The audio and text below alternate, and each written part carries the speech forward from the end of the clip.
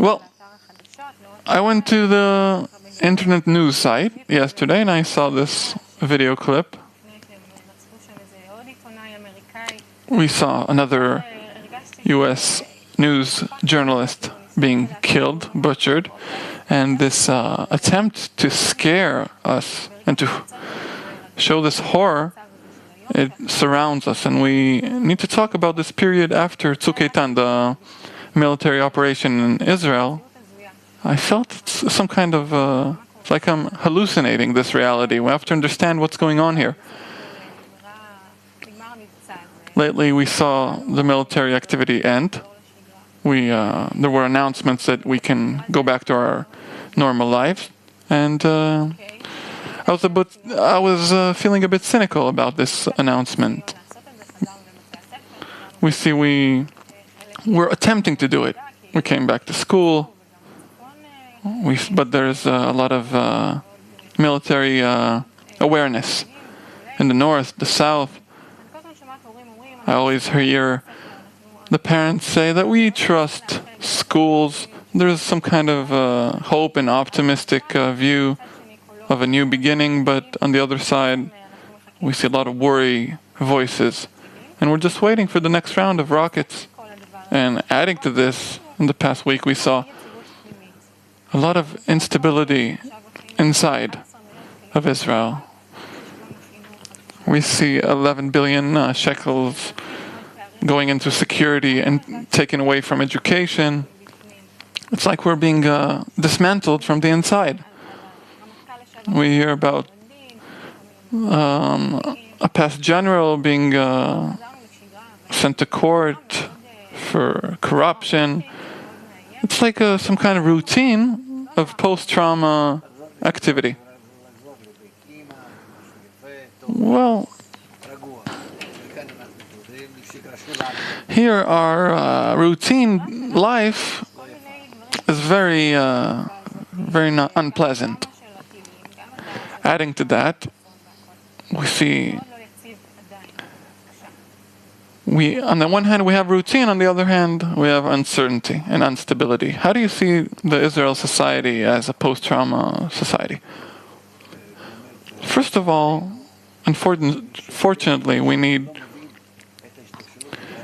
if someone who doesn't understand how things are working, I'm sorry for him, and I understand that he has nowhere to go back to. He's missing on both sides something, and routine life is not routine. We have a lot of pressure. Budgets are being cut. There's no other choice. 11 billion shekel is what the war cost us, without adding more and more things for armor and protection. And to close all the wounds, so to say, the wounds from this military act.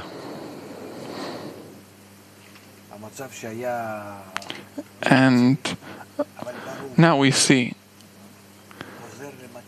we had uncertainty, but it was clear. It was war, it was stable. They bomb us, we bomb them. War is very simple. Even when I was in war, everything was very clear. What you prepared, this is what you have, and then you let go. You show your strength.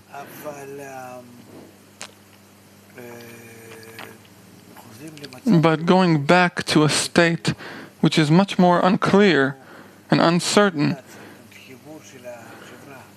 In the military operation, we had some kind of togetherness in the society. The newspapers and media didn't throw these headlines and confuse everyone. Everything was much more calm. When you're in a time of need, in time of struggle, everything is frozen. And now, after, we see a lot of interest people coming out of their shells. And of course, it causes a lot of irritation and political warfare between both sides.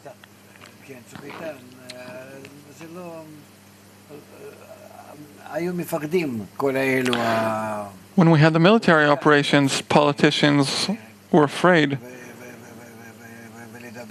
to talk for or against something. In the time of war, no one would look at it in a nice manner. The opposite. If a politician speaks negatively, this is how the public will see them. In a time of war, you don't need to awaken this dog or snake, or how do you say it, negative approach. So there was some kind of stability which was much more than now. And the fact that we come back to security like they think, and I see in the newspapers, it's completely untrue. It's not stability and it's not security, but the opposite is true. If we take into consideration that the people of Israel, if they unite, connect, in some way reach unity, it reaches success. It comes to security and stability. But if we are not in a time of need or war, and we start to disconnect between us, we start to negotiate and to fight between us,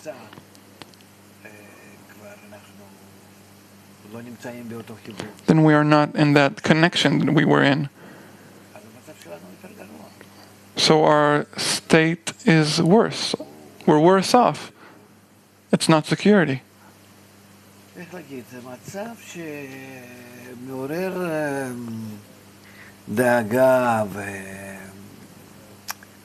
ואני שמעתי בכלל הרבה אנשים שאומרים, I heard a lot of people that said we were well off when we felt these threats of the rockets falling. We needed one another. We all felt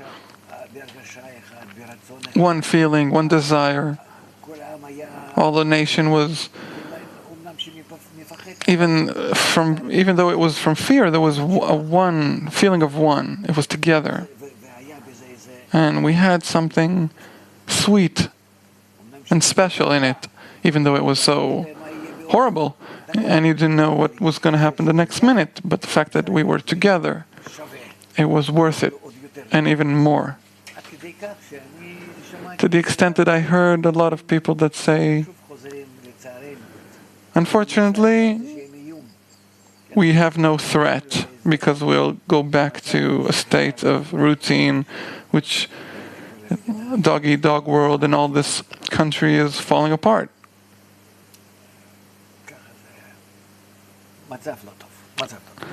Not a pleasant state.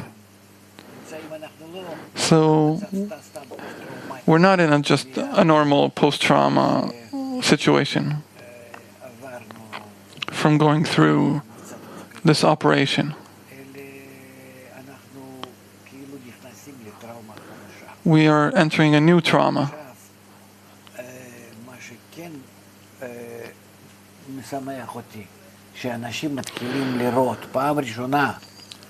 I am happy to see that people are seeing, and they have this sorrow that we go back to a place where we're disconnected, that we dismiss one another. We go back to a place where each and every one tries to build their own wealth on the account of others, and they have pride in it. So it's not a post-trauma situation, but a new trauma. But this time, it's a state which is more clear, and many more people understand that our state, without an external threat, is not good. And maybe even we prefer an external threat to be together, united, feeling one another. Of course, it's not good to be together from that reason, but nonetheless, we felt, what does it mean to be together? What does it mean to stop fighting with one another? For that, it was worth it. This period of the military operation, Tzuk Eitan, it gave some kind of feeling and some kind of education. What is missing? The problem is that we are being connected by an external factor. Like Bala Sulam said, we're in nuts in a bag of nuts. We don't want to connect. We just make a lot of noise and friction between us. But the bag closes up on us. So at least with that we feel the shoulder of the friend, the neighbor, the Jewish nation, citizens.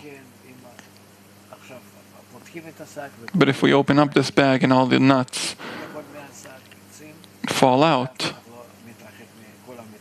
and everyone keeps their distance and separate, we don't even have a feeling of one nation.